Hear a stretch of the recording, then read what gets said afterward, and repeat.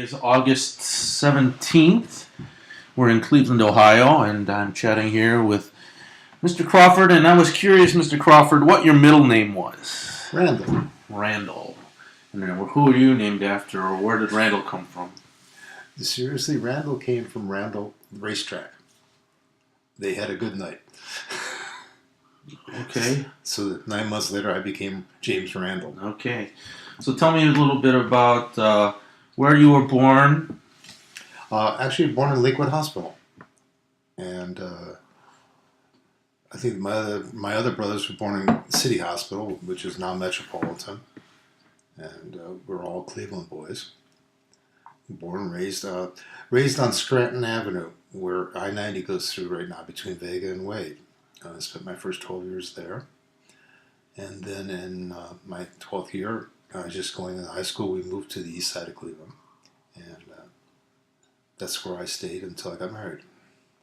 And who were your parents? Lucille Rademacher was her maiden name, and John Stokes was my stepfather. My paternal father was Walter Bernard Crawford.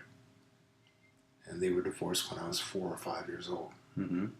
And were you close to your mother as well as your stepfather, or even your... I was close to my mother. My stepfather I feared. He's a big man. He was like 320, 340 pounds, 6'2", farm boy. And he was prone to more violence than anything. But when you look back on it now as an adult, he kept me out of jail. Mm-hmm. Because I was just a little bit of a rowdy boy. And he kept me out of it. So how many brothers do you have? Was it all a boy family? Oh, I had 2 brothers. Donnie died at 47 of cancer. Dick died at 62, heart failure. And my mom died at 53 of heart failure. Oh my goodness. So young. Yeah. And so what was it like growing up with your brothers?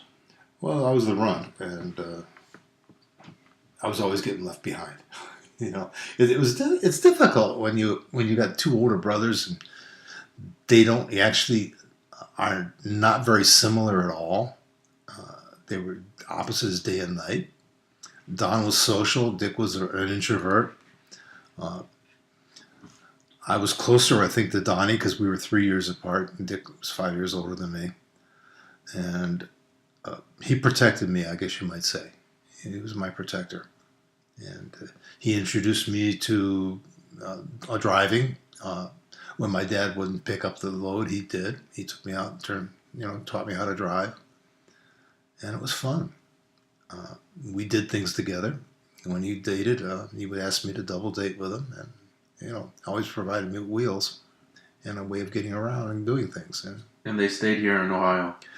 Yeah, Don bought a house in Parma when he had his first child. And then they moved to a farm in Grafton. And they moved to a bigger farm in Oberlin, Russia Township. And they had horses. And he still worked at the mill in Cleveland as a foreman. And it was really taxing on him. And then that's what actually killed him was the carcinogens from where he was working at J&L on the cold roll pickle line. They were using a lot of acids and things, and I think that's what got him. Mm-hmm. And I knew you to work in the steel industry. But I was white collar. I tried the blue collar end of it when I was 18. I lasted 8 days, and I couldn't cut it. It just wasn't me. And then a friend of mine down the street hooked me up with U.S. Steel, Cuyahoga Works, and I got a job there. And I was there for a little over a year, sometime in 65, I guess it was. I went to work there in August of 64, and then in 65, the Vietnam War was starting to escalate. And one of my union stewards pulled me aside one day and he says, you're going to get drafted. You're 1A. You can't get out of it. Why don't you join? Now would be a good time when you still got a higher position at work When you come back, you'll still have that same level of position. And I went and joined the Air Force. And the day I was supposed to go into the Air Force, they delayed it. But the day I was supposed to go in, I got my draft notice. So that's how close it was. I would have been Vietnam bound. Instead, I spent 2 years in Florida and a year in the Philippines. So I lucked out. Just from this guy taking me by the side and saying, hey, you ought to do this. And it saved me a lot. Mm-hmm. Probably saved my life. A lot of guys died. Mm-hmm. And I don't like jungles to begin with. I'm afraid of snakes. So, was it amount of time of boot camp or something like that? Boot camp, basic training was reduced to 6 weeks. School was reduced to, I think, 9 weeks. It was in Amarillo, Texas, in the middle of winter. We went to school at night. We had to march to school in horse blankets and field jackets sometimes because the wind and the cold was so bad. Then you get to school and it was so warm inside the school that you just couldn't stay awake. It was just the dumbest thing I ever seen in my life. It seems pretty quick to go from a civilian to military like that. Well, basic training changes you. You don't get a chance to be an individual. They take it right out of you. It's very... They do it very well.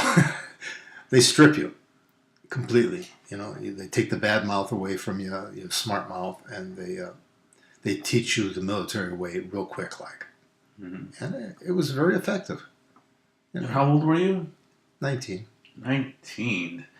That's right. I mean, I saw the picture of you, and I'm like, oh my gosh! But I would have thought you were already in your 20s.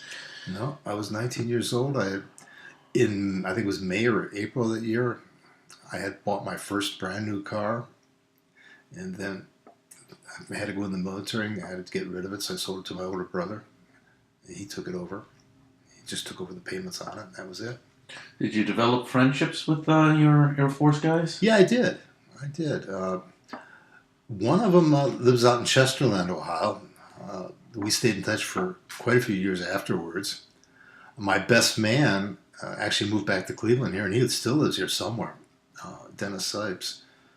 And Bob McLeod and I stayed in touch. We came over to my apartment, and they came over to my apartment, him and Bob Walsh and a few of the other guys, and we drank wine together because nobody had any money. And we stayed in touch for a while. You know, it was a good time. And then there was one guy down in Florida that I roomed with for 2 years. His name was Roswell Hertford Cox. He was 28. He was a North Carolina boy from Tarboro, North Carolina. And he taught me how to drink. He taught me how to live. He taught me a lot of things. And then we stayed in touch for quite a few years. He became an auditor for the state of North Carolina. After graduating, after 6 years of school and a D- average, he became an auditor for the state. That's funny. And did you guys ship out together? No, I didn't ship out with anybody. I was alone. Mm-hmm. Went through Travis Air Force Base, which is San Francisco, and we got there, and our flight was bumped, and we spent I don't know how many extra days there. It was all. Let me back up again a moment, okay? When you're in the military and you have a reassignment, you have to clear a base. You have to go through all this rigmarole of clearing a base. And I was scheduled to start clearing December 1st. My mom died November 27th. And I had to come home and take care of that. And it was a really rough time for me, losing my mom at that young age and all. And I got poured into a bottle pretty good for a while. And it took a long time to come out of it. You're looking for an escape. You're looking for a reason. And you can't find it. And that's what it was. So when I hit Travis, it was all a blur. And it was NCO club almost every day. And just drink until you pass out. And when I was drunk when I got on the plane leaving Travis. Sobered up in Alaska really sober in Japan. Finally hit Mactan, and I was hungover. And the same guy that I was traveling with, the tech sergeant, walked into the showers and handed me a San Miguel, and that was it, man. I was on my way again, and got on the plane for Mactan drunk, passed out on my future NCOIC's shoulder. And very good introduction to your future boss. Well, did you know anything about the Philippines before you went? No. I knew that there was a bunch of people that approached me and says, "I'll buy your assignment." And I thought, this must be pretty good. They tell you in the brochures and the handouts that they give you, you're going on a remote location. They tell you what to bring: a couple pair of pants, a couple shirts, some tennis shoes that you can wear in the water because of the sea urchins, and sunglasses. What they didn't tell you is that, yeah, that was a remote island location, but right across the bay was Cebu City with 1 million people in it. And anything you could possibly want was in Cebu. So it was like, I didn't have the appropriate clothing for socializing in Cebu. Had to have things made. And it was a different world. Beautiful country. Beautiful place. I visited the Philippines in 2013 and since then, but went to Subic. But I understand that there was Clark Air Force Base, but I didn't know anything about what was in Cebu.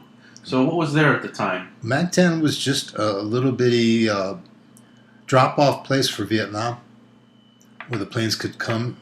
It was basically not a full-time military establishment as far as a base of operations for any one division, but they would fly in there for repairs and R&R and things like that.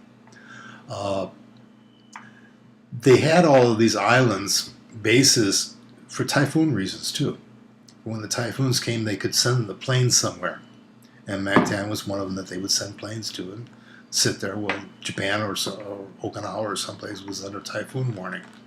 So it was a strategic base because it was a drop-off point between Clark Air Force Base and the Vietnam. It was a very strategic place. I think there was only like 1,200 people working there. It was a small base by any standards. Mm-hmm. Now it's an international airport. And what did you think? 19-year-old kid landing in this small village. I thought I was in paradise. I really did. The water was beautiful. The people were so friendly.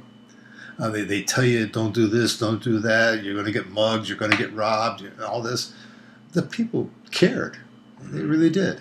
Yeah. It wasn't like landing in Subic or Clark, where there was just those strip bars and around for their partying. No, there was a bunch of bars, but there was also the city across the bay, and you could take a ferry across at night. It cost you 50 centavos to ride a ferry across for 30 minutes, and you were in a major city.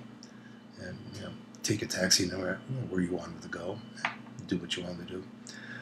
I was fortunate in meeting Daisy, and she introduced me to the proper things in the city rather than the things that most of the GIs did.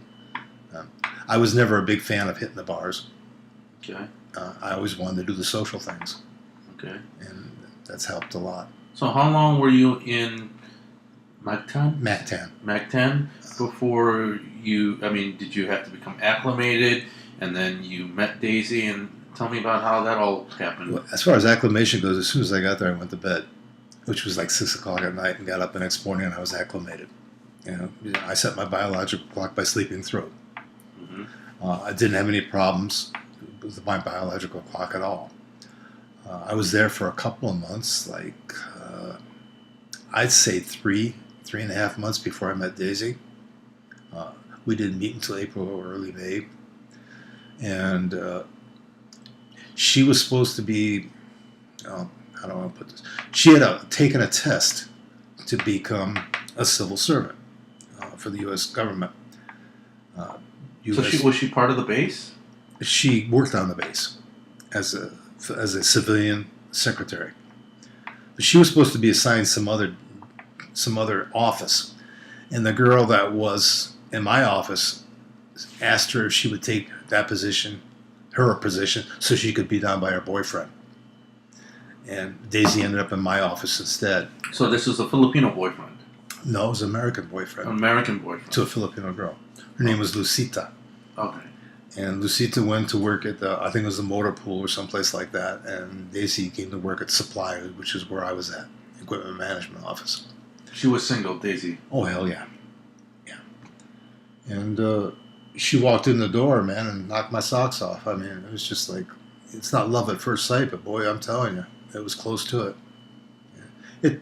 We didn't really date until late May, early June, because I was pushed onto an assignment at Clark for I think 3 or 4 weeks. We were doing some changing of the computers, and I had to do a bunch of computer work up there. And it was then I came back sometime late May, and that's when we started dating. Our first date was a trip over to Cebu to the souvenir places with the excuse of buying some stuff to send home to what was then my current fiancée. I was engaged when I met Daisy. And here in Northeast Ohio? No, in Florida. In Florida? Yeah. Okay. And I've always told Daisy don't leave me alone too long. I get lonely. And anyway, we broke up, of course.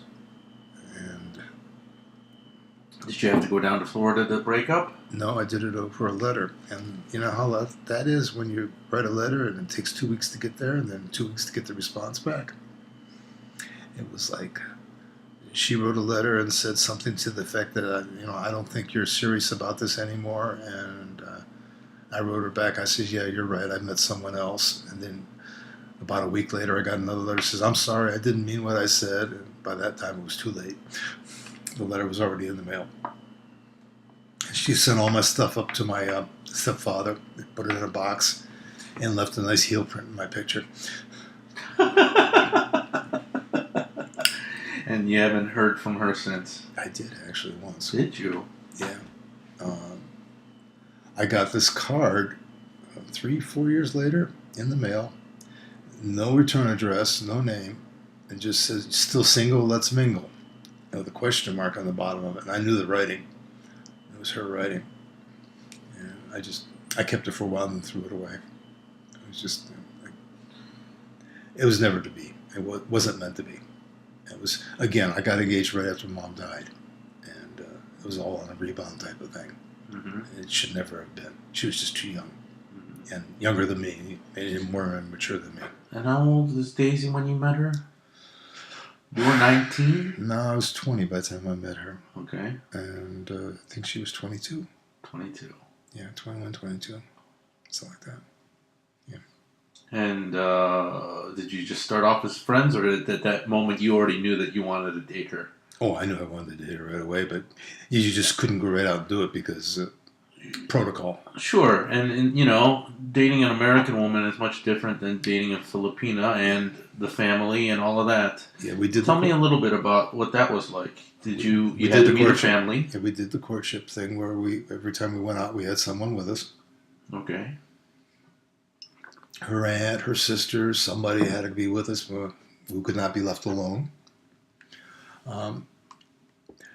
What I didn't know is that Daisy's father, I think you met him, but he was a police chief with the Cebu City. And quite a strict man. And everybody that was Daisy's suitors were afraid of him. They were afraid of Mr. Malyari, or Colonel Malyari, as they called him. And I didn't know enough to be afraid. So I just took it as, okay, that's Daisy's dad, Mm-hmm. And then one day, we decided to take a walk, and we didn't have an escort. We just walked to the schoolyard, walked around for a little while, and came back. And there he was standing at the gate with a .38 on his hip, asking me when I was going to marry his daughter. And we went over and sat on the swings, and I said, I don't understand this. And I said, last time we talked, you were telling me how long it takes for a courtship. Now, because we take a walk, you think I've besmirched her reputation, and you want me to marry her right away? What kind of shit is this, really, basically, is what I asked. And Daisy didn't help at all. She was in the corner laughing. And her laugh is, Yeah, it's something that you can't you forget. cannot ignore. You can't ignore. And I just looked at her, looked at him, and he just threw his hands up and walked away. And one time, maybe 2-3 dates later, he said, "I'll take you to the ferry. Don't need to take a taxi." I said, "Okay." And we stopped and had a few beers on the way back. And next thing I know, I hear from Daisy, says, "You told Papa a lot of things last night." And basically, he came away wondering how I ever matured, how I ever got this far in life, as screwed up as I was.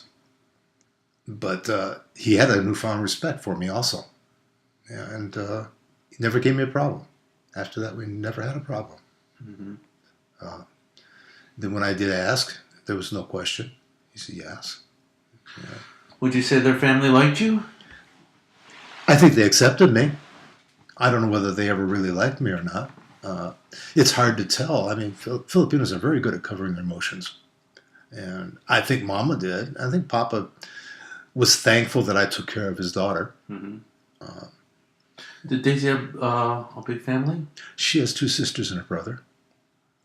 She's the oldest. And the brother's name? Bud's name is Christian.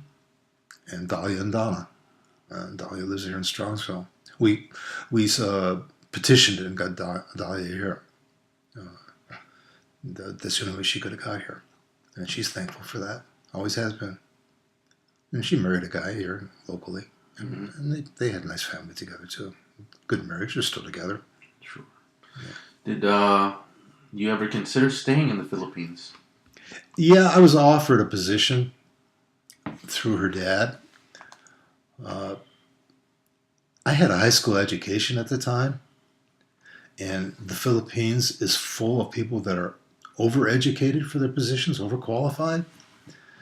And I thought, what happens when Papa Ben loses his position and his power? I'll lose my position.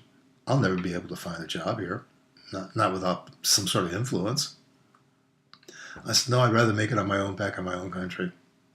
I had a job here and a future, and I came back to it. So how long were you in the Philippines for? Total of 13 months.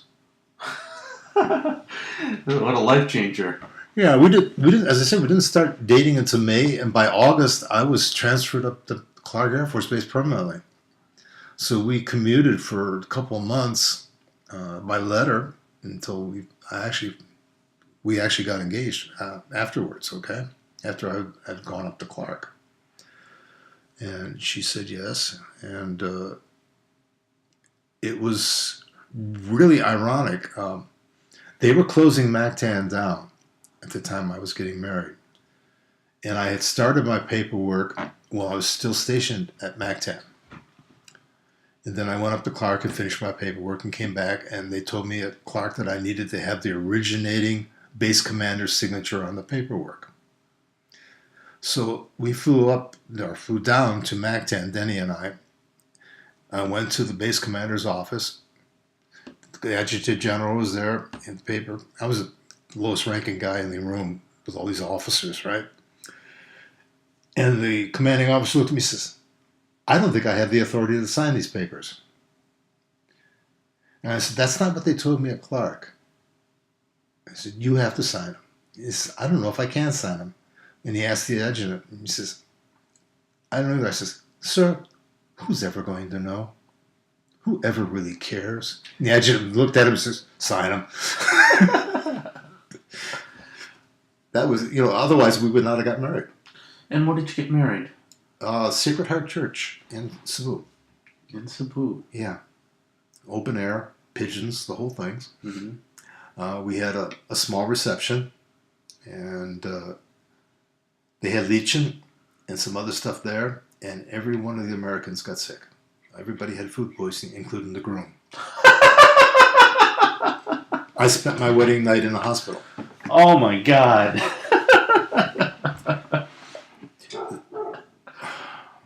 She woke up, heard you. The doctor says, I want to admit you for observation for hepatitis. And I said, look, it's my wedding night, man. Give me something to kill the pain. So they gave me some morphine, killed the pain. and I went my merry way. But everybody I found out was on sick call the next day. Oh my God. None of the That's Filipinos sad. were sick, just the Americans. Of We weren't course. used to the bacteria. Of course. And I got arrested 2 days prior to the wedding for black marketing Black marketing what? alcohol. Okay. I had a pass to take 7 bottles, which is the maximum you're allowed to take off the base. I had a pass to take 7 bottles out, and I had taken them out the day before and tried to use the same pass the second day. They stopped me at the gate, arrested me. My father-in-law, future father-in-law, was with me. And we went back, and they were going to throw the book at me. And my dad, or future dad, said, I want to talk to your commanding officer. He's at lunch. Well, I'll wait for him. So they waited for him to come back from lunch. They went into a room, and basically Ben told him, look, every time your boys come over to my town and they get drunk, we put them in a taxi. We pay for the taxi fare. We send them back to you. And you're doing this to my future son-in-law? You will never see your boys again if you continue on this path. I will take your boys, I will put them in jail, and I will throw away the damn key. I had my pass in 15 minutes, and he was at the wedding reception. He gave me a bottle of Crown Royal, and I asked him, did you get a pass for it? So I was still a smart ass to the end. So I have talked to Daisy, and I believe I asked her years ago, what was it like when you first came here to the States? And she told me It was awful. it was awful, and you guys dated for 13 months, and then you came back to the States together? Yeah. Yeah. And where did you move to? We didn't date for 13 months. We only dated for like 6. Okay. We moved back in where my dad had the house on Guy Avenue in the west side, east side of town. We stayed there for a few months. It was not the best of places in the middle of February, and she got cold. She got pneumonia, and we decided to move out. And we found a place in Lakewood and moved to an apartment in Lakewood, and then bought the house right across the street from that apartment. Mm-hmm. But So you have met many pets over your lifetime. yeah. Starsky and Boy. Starsky was a black lab. Boy was a border collie that I think it was Neil brought home. Said it followed him home from school one day. Starsky was just a crazy animal that would run if you give him a chance. And Boy, you let him out the door, he went down 3 houses, went across the street, came back 3, went up 3 more, come across the street, came back to the house. It was like a territory that he had, and he'd mark every morning. And that's as far as he went. He was a border collie, and he was just a wonderful dog. Just as loyal and faithful as anything I've ever had. And they both got sick at the same time. And Oh, I didn't know that. Randy and I went to the vet and had them put down together. And one of the hardest things I've ever had to do in my life. Oh, for sure. For sure. Randy still has the collars from those 2 dogs Mm-hmm. to this day. And you've had many pets. I remember going down to Florida, and you didn't even want to tell me how many cats you had. We had 8. We started out with 5. That's how many we moved to Florida. Then Neil came down to stay with us for a while, and he brought his 3 cats, one of which is Nikki, the one we have now. And then he went back up north to live with a girl, and we got stuck with these 3 cats. So we had 8. Mm-hmm. And then they slowly but surely died off. Different reasons. So I remember you lived in Avon, and then you ended up in Avon Lake, but then you bounced around a little bit, and I don't know all of that story. Okay. 1976, we moved to Avon. And then in 1983, there was a recession. And the steel industry took it really on the chin. At the time of 1983 came around, we had 18 sales offices in U.S. Steel. When we were done in the beginning of 83, we had 6. I was fortunate enough to land a management position in Detroit. I guess I was fortunate enough I kept a job. There was a time like about 6 months before all this happened where I was up for a raise. And it got all the way up to the chairman of the board, to David Roderick, and he put an X through it and sent it back. And my boss had to tell me that it was refused and that I didn't get the raise. And he told me, there's going to be a time, and it's not too far away, when good, as far as reviews go, is not going to be good enough. You're either going to be outstanding or extremely very good, or you're not going to have a job. 6 months later, he was fired. There was a meeting in Pittsburgh. All the general managers and managers were invited to this meeting in the morning, and they discussed the severity of the situation, and then everybody went to lunch. When they came back from lunch, there was guards at the doors, and they had a list of names. If your name wasn't on the list, you were told to clean out your office. You were fired. Now, these are general managers. These were decision makers that were just terminated just like that. So getting a job and keeping a job in '83 was quite an accomplishment. And so I went up to Detroit as a service coordinator, and 6 months later I had the highest responsible service coordinator position in the corporation. I had General Motors, General Dynamics, ITT, and a few others, totaling probably $1 billion in sales a year. And it was just, I had 7 managers working for me. It was a very responsible position. You had a lot of power and a lot of responsibility. Then in '86, late '86, there was a strike. And they decided to reform the corporation into 2 divisions, heavy products and a flat roll. And an opportunity came for me to move back to Lorraine in the heavy products division and get out of flat roll. And I took it. And I came back to Lorraine in 1987, I guess it was. And we moved to Avon Lake. I was happy I did it. I did not like working for my boss. And this was a lot more independence for me. Mm-hmm. And I stayed with them until, well, they went through major changes. We partnered up with Kobe Steel of Japan for a couple of years. That didn't work. And then we ended up, rather than filing bankruptcy, we merged with Republic Steel, J&L, and Bethlehem Bar and Rod Mills, and made one, Republic Technologies International. I think that was in '99, and I managed to finagle a job there as a salesman. And then in November of 2000, I retired because I didn't like what was going on as far as the corporation was going, and it didn't look like they were going to make it. And then March 1st of the following year, 2001, they filed bankruptcy. I would have lost my pension. As it was, I lost all my life insurance and health insurance.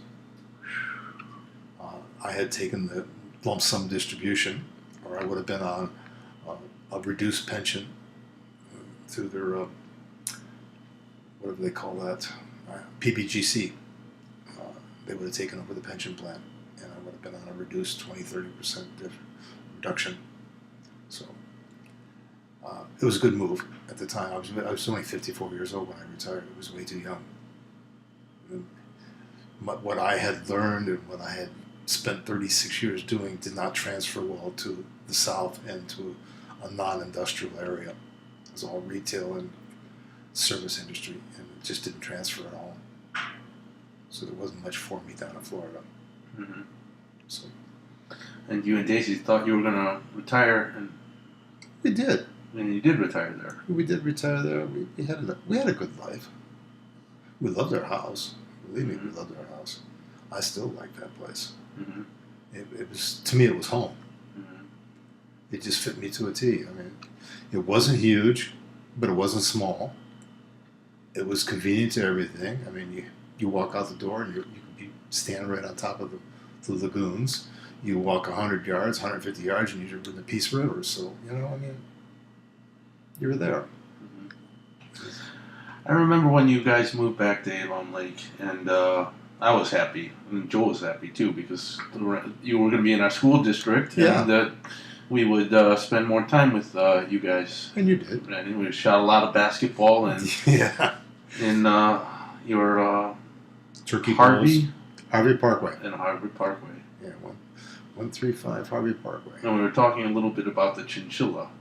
Yeah. Down in our family room. Yeah. And it was a pretty memorable place because it was a very comfortable house. It was great for entertaining. It was great for having somebody entertaining upstairs, and you could do what you want downstairs, type of thing. And everybody, it was a community house pretty much. Yeah, There was always people there. Yeah, there was, especially the kids and their friends. Yes. Everybody hung there because there's always Pepsi and always chips and always the animals. And Mrs. Crawford always had, just Food. like every other Filipina, there would be food on the table. Some pork chops and rice or whatever you needed there. Yeah, that's the way it was. That's the way it always was with her and with your mother too. You go into your house and we got food. Come on, time to eat. Whether you're hungry or not, you had to eat.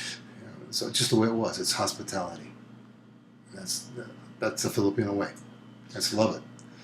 So in all those years that you lived in the States, did you and Daisy ever go back to the Philippines? Did she ever homesick? She went back quite a few times.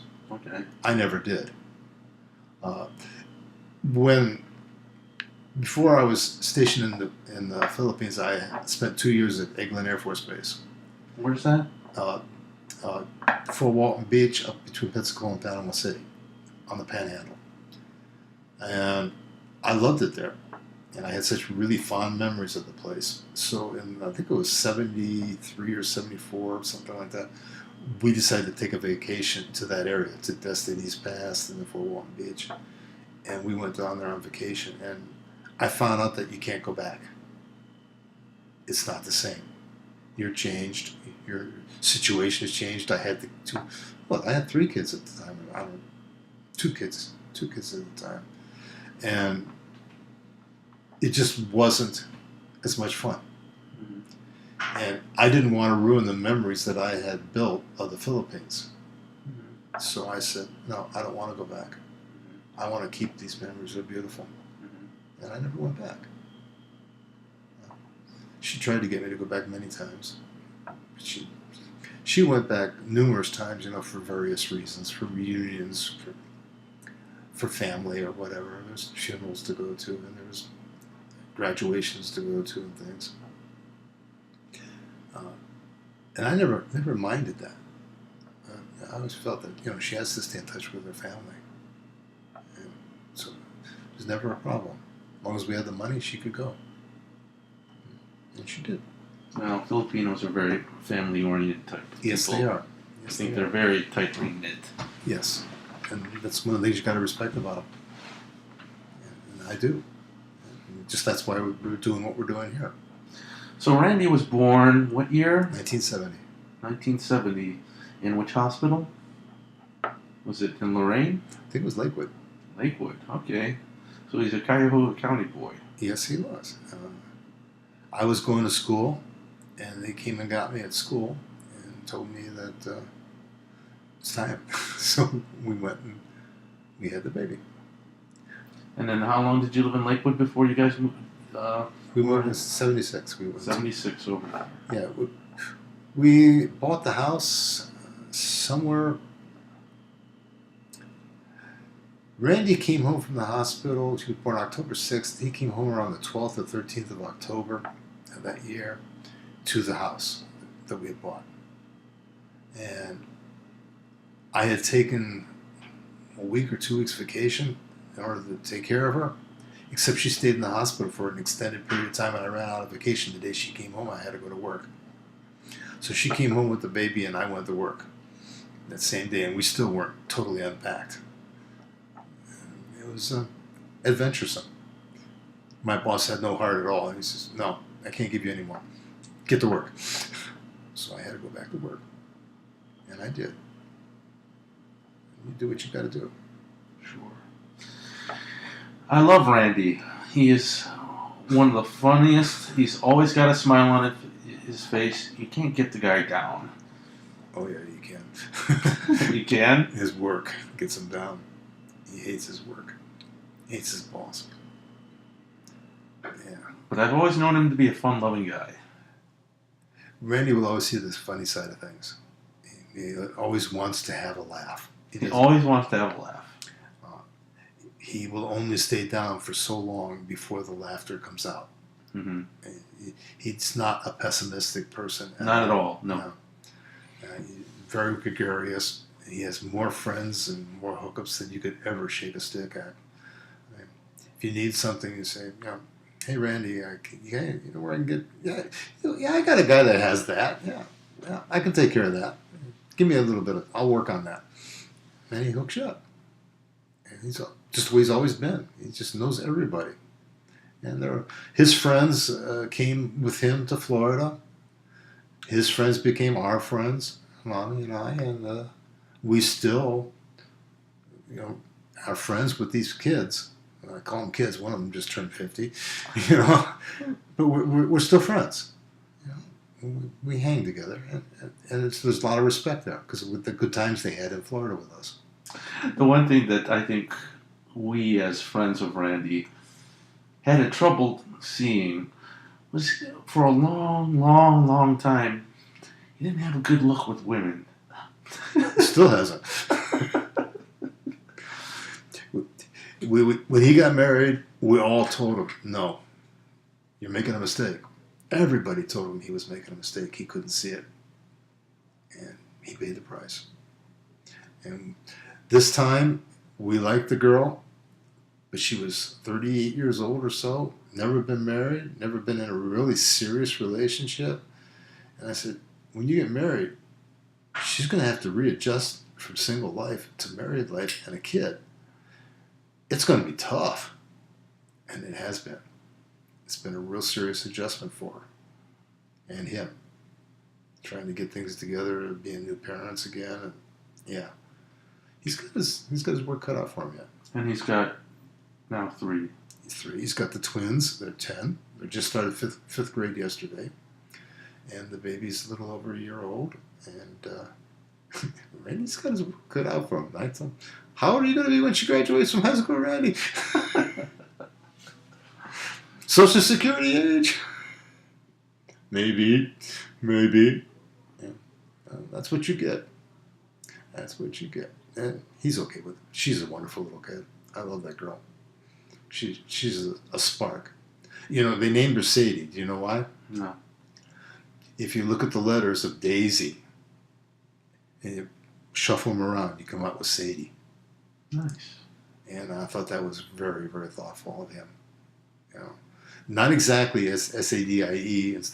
Daisy had the Y, but that's as close as he could come. And I thought that just the intent was really beautiful.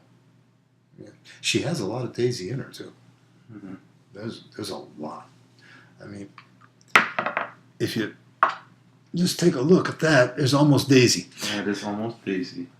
And so she's a spark for me now too. I love that little girl. Ben's got Max. Max is 3, going on 30, and he's spoiled rotten, as an only child will be. 2 older parents, and yeah. And how would you describe Ben? Changed. Ben has become a social animal. He always wants to do something that's social. Go to a new nightclub, or go to an opening of this, or go to this, or go to that event, a concert, whatever. Daisy and I have always been homebodies. And that's why we raised the kids, basically, is to be around the house. Yeah, go out and have some things, but the focal point was always the house. Now, a house to him is just a place to drop your hat and go to bed. And to me, that's not the way I wanted to live. And it's the way he wants to live. So he's changed. I think he and Joe were on the wrestling team together. They were both wrestlers. So was Neil. That's right. I remember Joe. Joe was an okay wrestler. I don't know how Ben was. Also, Ben was okay. He wrestled, I think, 119, and he was 6 foot tall. And I've got the videotapes of it somewhere, and one of them asks, all I see is arms and legs, you know. But he won his regional championship. He never made it to state championships. He never made that, but he made regionals, which he did good, which was quite an accomplishment for him. But he was purple lipped by the time he was finished. He was always underweight, always needing to eat something or drink something because of his weight class. And after he made weight and had wrestling, then he'd come home and binge, and then he'd have to go on a diet again. And it's not good for the body. He finally gave it up. Neil wrestled for a while, then we moved to Kentucky, and he gave it up too. Mm-hmm. Would you say any of the boys are most like you? No? They're all different. Any of them have particular qualities that you see from Daisy? Chuck. Mm-hmm. Chuck has a lot of things that Daisy did as far as wanting the best of things.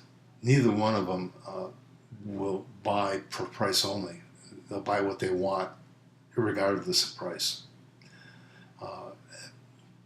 It took me decades before I could learn to buy something that wasn't Walmart priced. I mean, if a pair of pants was over $10, I didn't want to buy them because it was too expensive, you know. And with Daisy, she'd go in, if she liked it, she bought it. And it took a long, long time for me to get over that hang-up because I was always raised poor, didn't have anything.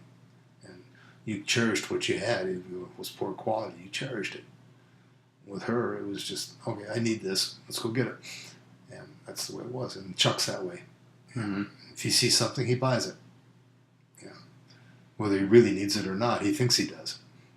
Well, I remember growing up with Chuck and thinking that he was a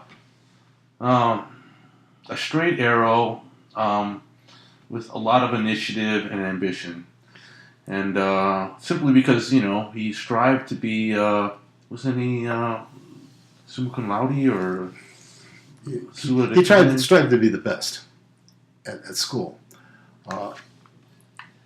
It was awakening for him when he graduated from St. Ed's that he couldn't get into the Army. What do they call that? West Point. He couldn't get into West Point because SAT scores were not high enough. So he ended up at the Virginia Military Institute instead. But that was a comeuppance for him, that he couldn't get his first choice. And then after he went to VMI, we knew nothing about that school. And it was the best thing that ever happened to him. He went there in August. We came back in October for Parents' Weekend, and he was a completely different person. They had stripped him clean. Before he went there, everything was stupid. Everybody was stupid. Nobody was as smart as him. Nobody knew as much as him. And when I got there, he couldn't make a decision in October. Where do you want to eat? Wherever you want to go, Dad. No opinions, no nothing. They stripped and made a man out of him in 6 weeks. Mm-hmm. So that must have been one hell of an ordeal they went through. One hell of an ordeal. And he's bounced around. I remember, he's jumping out of airplanes. Next thing you know, he's in Korea. Yeah, he tried Ranger School. It didn't work. He always said it was I don't think it was an excuse, but one of the other guys in his group made a mistake, and it cost him his Rangers badge. And that sort of soured him on everything. Yeah, he was always willing. He wanted to go to Afghanistan. He wanted to be in the war. He wanted to fight, but he could never get an assignment. And did that worry you? No, it didn't worry me because by that time I knew he wasn't going to go. He just wasn't going. He ended up sending people there. That was his job, to evaluate ROTC units, not ROTCs, but National Guard units, to see if they were war ready. That was his job. That's a hell of a job. Deciding who goes to die. That's got to weigh on you really heavy. But he didn't talk much about it. I knew it was weighing on him. Mm-hmm. And he wasn't too happy about that job. He wanted to get out of it. And he finally did. It took him a long time to get out of it, but yeah. Mm-hmm. But Vietnam was good for him. The military was good for him. He's doing very good in his new job in the civilian sector, but it's doing what he was doing before in the military. Let's face it, man, he's making a bundle of cash doing it. Mm-hmm. He's still got his retirement income plus his full income that he was making when he was in the military at this new job. So, And he is. They have a daughter, they have. She just got her driver's license last week. and I always see that there's That's some kind of always volleyball. always volleyball. Yeah. Traveling. He even said, Peter, you want to go down to Florida or something like that, or Virginia. He's always somewhere with the volleyball team. Recently she was on the national team down in Florida. Down in not St. Pete, down by Miami and Fort Lauderdale, I guess it was. And they did very well, their team. But she's playing international teams back down there. And she did their team very, very well. I think they came in like 6th or something out of 50 teams. So she did really good. And the next step is probably going to be either a national team or she's going to be going to the Olympics. And that's their goal. Wow. Yeah. She's that good. So how many grandchildren do you have now? Oh, God, you want to make me count? I think it's 5. 3 and 1, 4. And Chuck is 5, yeah. Do you like having grandkids? Oh, yeah. Yeah, I love kids. I think they're great. I like to spoil them. Yeah, but I remember growing up, I was quite scared of you at times because you were quite intimidating. I was always busy. And it was... well, I've always had this look on my face that people consider scorn. And, That's what it was. And matter of fact, I've been told by a couple of superiors, don't look at me with that tone of voice. that type of thing. And I got yelled at after one staff meeting for what I said. I said, I never opened my mouth. Well, your face was expressing discontent the entire time. I said, well, is there a law against that? I don't have to agree with everything he says. Do I? And I did not agree with what he was saying. And but anyway, to the point, yeah, I've been told that I look like I'm a grouch. My grandfather had a nickname. It was called Grutson. Grutson. It's a Dutch word, and it means grouch. And I picked that up as my nickname now, is Grutson. Mm-hmm. That's my password on my computer and everything. Grutson. Do you know anything about the Crawford name and the history on either your parents' side? I know very little about Walter Crawford's side. His parents lived in Toledo. I remember that. They lived to be in their late 90s. I remember that. But since there was a divorce involved, I never really got to know him very well. They were English family, and the English believe that the British, that the firstborn is the one that's got to be recognized. So they always favored my older brother. All the way through military, after military, he was in touch with them all.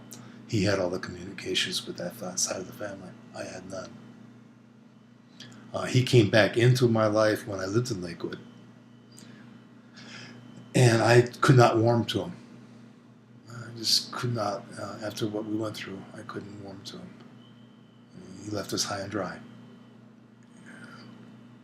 So yeah, he was a nice enough guy, but he was never going to be my father. Mm-hmm. Never. Mm-hmm. Yeah. And then he died shortly after that. How about your mom's side? I knew her sisters, her brothers. One of the reasons we moved to Florida is because my mom's brother, Uncle Bill, moved to Florida, and we went down to see him all the time. I was like a third son to him. They more or less took me on when Mom died. They became surrogate parents to me. And they were really close. Uncle Bill and Aunt Jerry were really, really close for a long period of time until they both died. It was a shame. He was a great guy. He really was. And they said that he and I were a lot alike. It could very well be. Mm-hmm. One of the things that she enjoyed the most in the world was egging my stepdad on. No matter what side of the argument was against him, that's the side she would take, whether she believed it or not, and she would just argue and irritate him. Mm-hmm. She just loved doing it because he was such an easy target. Mm-hmm. And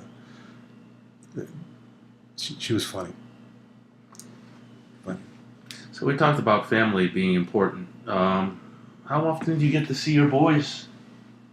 I see Neil almost every day. I see Ben once a week. He brings Max over here on Tuesdays usually, and we have dinner together.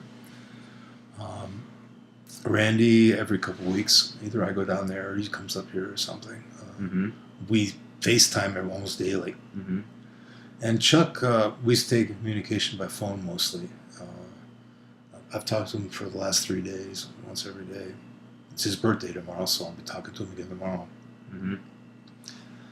And we got together in March, all of us. Then we got together again last weekend here, which was nice. And now we're talking about going to Hawaii in January. It's always a ruckus affair with all the boys together. It's all the different personalities. I mean, Neil will get along with anybody. He can party or he'll sit home, play his games. I always find him very quiet. I can't get anything out of him. He doesn't volunteer much. But, he'll party with you or he'll sit there and play his video games. It doesn't matter to him. He's quite happy doing most anything. But Daisy always said if any of the boys ever had money, if it would be Neil that had money, we would all have money. He doesn't put any value on it. And if he has it, it's yours. Whatever he has is yours. That's the way he is. And I do believe if he came into $100 million, it would be nothing to him. He'd give most of it away. Buy a couple stupid things, but he just doesn't really put a value on it. I think that's a pretty good way to live myself. Do you worry about any of your boys more than any of the other ones? In what way, Peter? Oh, I don't know. I often think that today's world is a lot different. And, you went into the Philippines during the time of Vietnam. And in today's events, the world is kind of crazy. What do you think about, the grandkids going into today's world? Is it any different than it was in the past? Every world is different. Every age is different. I don't worry about my grandkids growing up. They're smarter than we are. They're more worldly. They know a lot more than we ever did at that age. I don't worry about my boys. Neil, I worry about his retirement, but that's it. And this is the life he chose. He's got the intelligence if he wanted to do something different. If he chooses to do something different, he's got the intelligence to do it. But right now, this is the life he wanted to live. Mm-hmm. And who am I to take that away? I mean, I look at, one of the questions you had about on your list was about the relationship between him and Mo. They've been together for 8 years. They're not married. But Randy's marriage didn't last 8 years. And Chuck's marriage didn't last that long. So, who's to say? They're happy. They're compatible. They get along. I don't ever hear them really argue. To me, that's a bonus. Whether you got a ring or not, it's a bonus. And as long as they respect each other, I think they got a good thing going. I'm happy for them. And I welcome both of them into the house. I don't care if they were married or not. I just think it's, as long as they're happy and they respect each other, it's okay by me. Mm-hmm. I mean, they both, I don't know how to put this. We all have our own way of believing our religion. and the importance of certain things. I don't think Neil has walked away from his religion. He just put it on hold for a while. So did Randy, so did Ben. Chuck's still very religious. And as far as living in sin or whatever, I think they're looking beyond that. You know, So, do you consider yourself religious? I did. I don't. Not anymore. Mm-hmm. I enjoyed our parish life in Florida. We had a very, very good parish priest. I was very active in the Knights of Columbus. Very active. Doing other things for the church. But I can't sense the same family that I did in Florida here. It's just not the same in the church. When I go to the local churches here, I just can't feel it.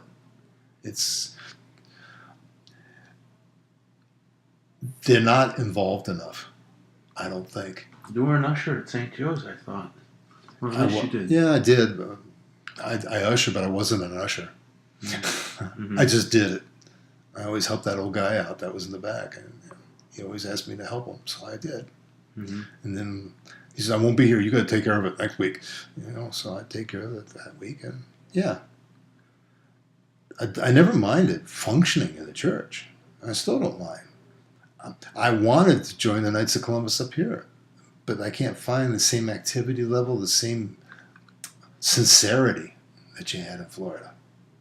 It was a really neat group of people, Mm-hmm. and I just can't get that same feeling here. Mm-hmm. I'll try. I'll keep trying, Mm-hmm. but I'm not at this church. This won't do it. Mm-hmm. This just doesn't do it at all. Mm-hmm. I'll have to find another one somewhere. Well, the reason why I was making this video was just something to get to your boys as well as, your grandkids in the future. Yeah. Is there anything that you'd want to say or say to your boys, or any advice if, part of the thing is that you come down with cancer. It's been a kind of crazy Couple of years. couple of years that have been pretty tough.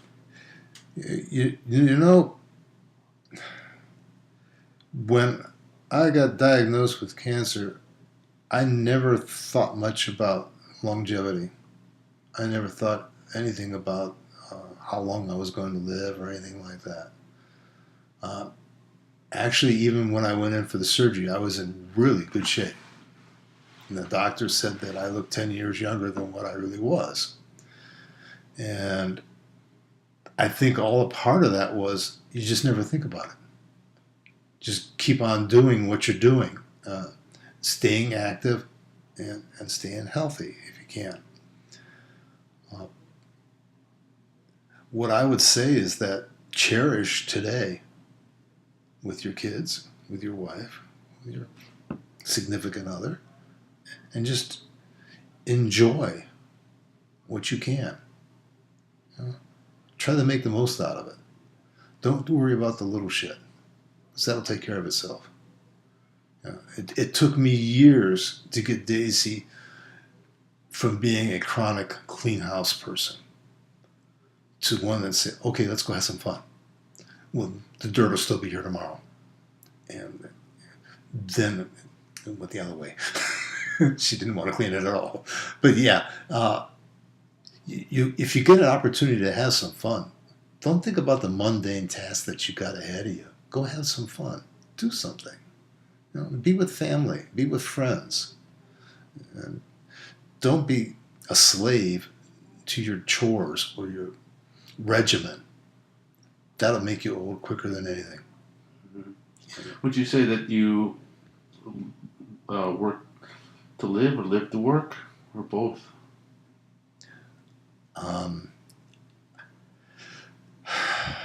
Right now, I enjoyed my job up until the day I had to retire. I didn't live to do my job, but I enjoyed my job. When I retired, I enjoyed that even more. As long as I had a check coming in, I was okay. I didn't worry about it. We had a good time. We lived. You gotta balance your income with your lifestyle. We never had an exorbitant lifestyle. We never took long vacations. We never went overseas. We never did this. We never did that. But we always had fun.